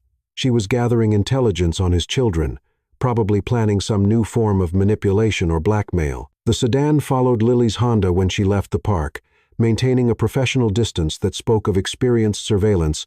Ethan fell in behind them, creating a bizarre caravan of watchers through the busy afternoon traffic. When Lily returned to her apartment building, the sedan parked across the street and settled in for what looked like a long observation session. Ethan parked behind them and walked to the driver's side window with the confidence of a man who owned half the city. The window rolled down to reveal a nervous-looking private investigator who clearly recognized Ethan Carter. "Mr. Carter." "I can explain." "Shut up and listen," Ethan said quietly. "You're going to call whoever hired you and tell them the surveillance is over. Then you're going to delete every photograph, every report, and every piece of information you've gathered about my ex-wife and children." "Sir, I have a contract." "Your contract is void." Ethan pulled out his phone and showed the investigator a bank transfer screen. "I just bought your company. You work for me now, and your first assignment is to forget this family exists." The investigator's partner looked terrified as Ethan leaned closer to the window. "If I discover that anyone, and I mean anyone, is watching my children without my explicit permission, I will destroy your lives so completely that you'll wish you'd never learned what a camera was. Are we clear?" Both men nodded frantically and drove away, leaving Ethan alone on the quiet street where his sons were learning to crawl and babble and exist without him. He walked to the apartment building's entrance and stared at the directory until he found it. L. Thompson, apartment 3B. She'd taken back her maiden name, erasing the Carter identity completely. Ethan climbed 3 flights of stairs, each step feeling like a mile, until he stood outside apartment 3B with his father's letter in one hand and 18 months of regret weighing down his heart. He raised his hand to knock, then froze as he heard voices through the thin door. "Mama, I can't keep doing this." Lily's voice was thick with exhaustion. "Working 3 jobs, managing the boys alone, pretending I'm strong enough to handle everything." "Baby, you are strong enough," her mother replied gently. "You've been handling everything beautifully. But I'm so tired, Mama, and lonely. Sometimes I look at William and Sarah and wonder what their father would think of them. If he'd be proud, if he'd love them the way they deserve to be loved. Ethan's heart shattered completely. She still thought about him, still wondered about his feelings for children he'd never met. "Did you ever love him, really?" Lily's mother asked. "Or was it just the money and status?" "I loved him more than my own life," Lily whispered. And Ethan heard tears in her voice. "I still love him. That's the worst part. After everything he did to me, everything he said about me, I still love Ethan Carter, and I hate myself for it." Ethan pressed his forehead against the door, feeling tears stream down his face for the second time in 2 days. She loved him. Despite the divorce, the humiliation, the abandonment, she still loved him. "The boys ask about their daddy sometimes," Lily continued. "Well, William does. He's old enough to notice that other children have fathers. What am I supposed to tell him? That his daddy threw us away because he believed lies about his mother? You tell him that sometimes good people make bad choices," her mother said firmly, "and that his daddy might realize his mistakes someday." "It's too late for that," Lily said with finality. "Ethan made his choice. He chose his family's money over his wife and children. Some things can't be forgiven." The words hit Ethan like physical blows. She thought he'd chosen money over family. She had no idea that Victoria and Julian had orchestrated everything, that he'd been manipulated as completely as she had. Ethan raised his hand to knock again, but stopped when he heard footsteps approaching the door from inside. He stepped back into the stairwell shadows. Just as the door opened, Lily emerged, carrying a bag of garbage, and Ethan got his first close look at the mother of his children in over a year. She was thinner, older looking, with stress lines around her eyes that hadn't been there during their marriage, but she was still breathtakingly beautiful. Still the woman who had captured his heart at a charity auction and changed his entire world. She walked to the garbage chute at the end of the hall, and Ethan stepped out of the shadows. "Lily." She spun around, her face cycling through shock, fear, and something that might have been hope before settling into carefully controlled neutrality. "Ethan." Her voice was steady, but he could see her hands trembling. "What are you doing here?" "I came to see you. To see our children." He held up the manila folder. "To give you this. Our children?" Her laugh was bitter. "Since when are they our children? You made it very clear 18 months ago that they weren't yours." "I was wrong." The words felt inadequate for the magnitude of his mistakes. "About everything, Lily. I know the truth now about Victoria, about Julian, about the lies they told to destroy our marriage." Her composure cracked slightly. "What truth?" "That you never betrayed me. That the babies were always mine. That I destroyed the best thing in my life because I was too stupid and too proud to see I was being manipulated." Lily stared at him for a long moment, her dark eyes searching his face for signs of deception. "You're 18 months too late, Ethan. I know. But I'm here now. And I'm not leaving until you know everything." He held out the folder. "My father wrote you a letter. He's dying. Lily cancer. And before he dies, he wanted you to know that he knows the truth too." Her hands shook as she took the folder. "William is dying? He has days.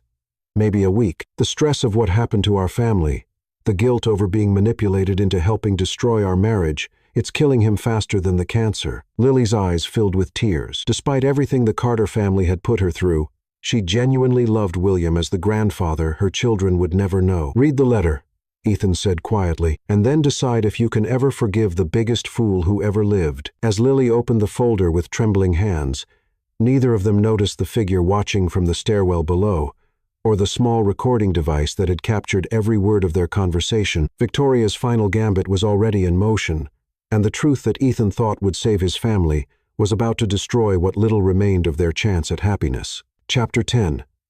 The Love That Conquers All. Lily's apartment fell silent, except for the sound of paper rustling as she read William Carter's final confession. Ethan watched her face transform from skepticism to shock to devastating understanding as the full scope of Victoria's conspiracy revealed itself through his father's elegant handwriting. "My God," she whispered, sinking onto her small sofa. "The medical records, the photographs, Daniel Kim, everything was fabricated, every single piece of evidence. Victoria and Julian spent over a year orchestrating the perfect destruction of our marriage." Ethan sat across from her, maintaining careful distance, while his heart screamed to hold her. "Dr.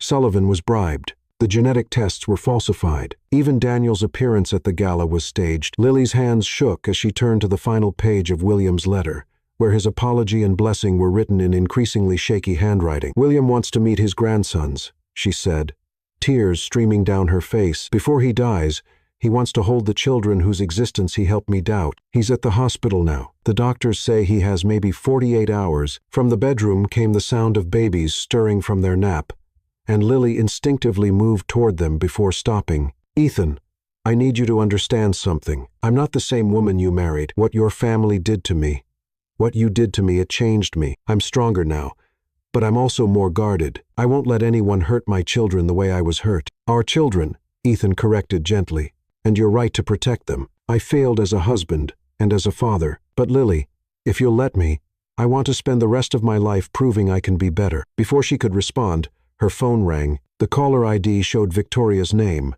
and both Ethan and Lily froze. Don't answer it, Ethan said quickly, but Lily was already swiping to accept the call, putting it on speaker with a courage that reminded Ethan why he'd fallen in love with her strength. Hello, Victoria. Lily.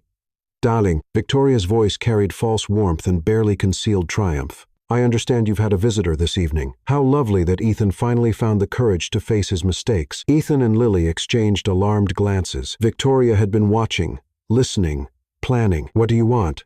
Lily asked with steely calm. I want you to understand your position, dear. You see, I have recordings of your conversation tonight. Ethan's confession, his admission of the family's manipulations. Very interesting material for someone who might want to prove that the Carter family committed fraud. Ethan felt ice water flow through his veins. Victoria was preparing to use his honesty as a weapon. But here's what makes this fascinating. Victoria continued with the satisfaction of a spider, explaining her web. If those recordings became public, they would destroy what's left of the Carter reputation completely. Stock prices would collapse, business partners would flee, and the empire would crumble into dust. Get to the point, Ethan said. The point, stepson, is simple. Lily can have her reconciliation with you, and William can meet his precious grandsons. But the price is $50 million, a modest sum for the Carter family, really. Consider it payment for my silence about your father's confession to fraud and conspiracy. Lily stood slowly, her voice carrying a power that made Victoria's manipulation sound small and pathetic by comparison. No. Excuse me? I said no. You can release your recordings. Victoria, you can destroy the Carter name and collapse the business empire. You can expose every lie and conspiracy. Lily's voice grew stronger with each word. But you cannot threaten my children or their father anymore. Ethan stared at Lily in amazement as she continued. Because here's what you don't understand about real strength, Victoria. I don't need the Carter money. I don't need the family name or the social status or any of the things you've spent your life scheming to steal. I have something worth more than all of that. And what's that?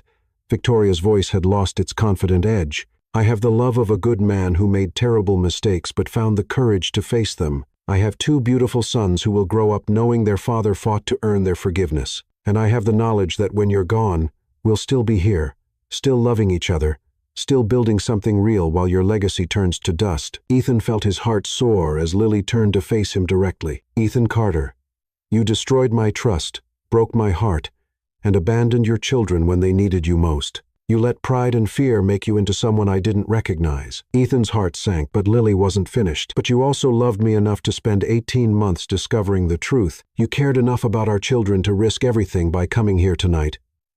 And you're brave enough to ask for forgiveness you don't deserve from a woman who has every reason to hate you. She stepped closer, and Ethan could see his entire future in her dark eyes. The question is, are you brave enough to spend the rest of your life proving that love is stronger than pride?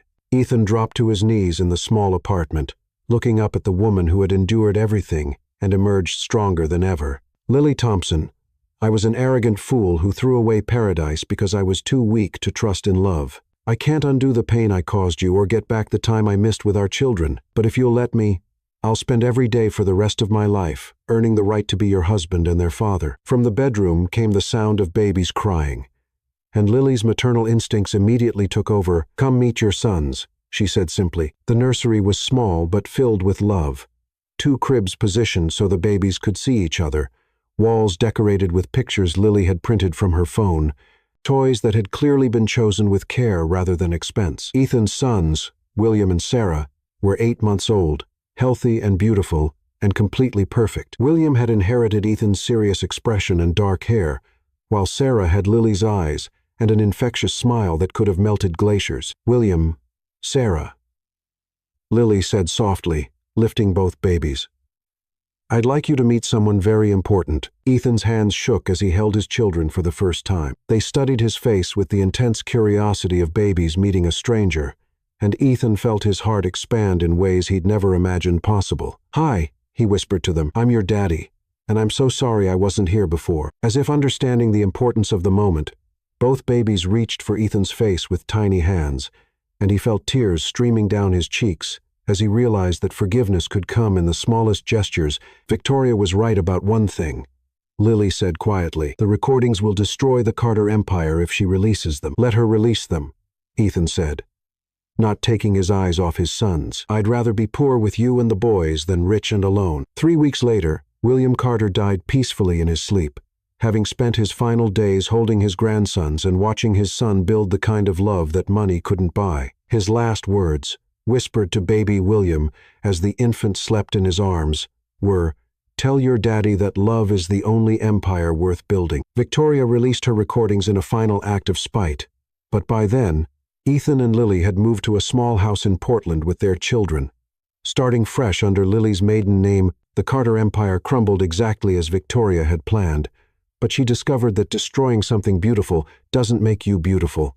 It just makes you empty. The tabloids had their scandal. High society moved on to the next source of gossip, and Victoria found herself alone in a mansion filled with everything she'd schemed to own, and no one left to share it with. Julian, realizing his mother's manipulations had destroyed any chance of a real relationship with his stepbrother, disappeared to Europe with what money he could salvage. But in a modest garden where Ethan taught his sons to take their first steps, while their mother planted flowers that would bloom every spring like promises of new beginnings, love proved stronger than pride. Family trumped fortune, and the only legacy that mattered was the one built by two people who chose each other again despite every reason not to. When William Ethan Carter and Sarah Rose Thompson Carter spoke their first clear words at 14 months old, it wasn't Mama or Dada. Little William pointed to the kitchen where his parents were cooking dinner together, his father's arms around his mother's waist as she stirred pasta sauce, both of them laughing at something Sarah had done, and in a voice clear as crystal, he said,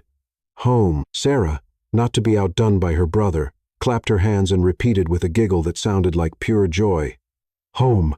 Home. Because home isn't a mansion, or an empire, or a trust fund. Home is where you're loved unconditionally, where mistakes are forgiven, and where two hearts that were broken apart find their way back to wholeness together." The Carter dynasty was dead. The Thompson Carter family was just beginning.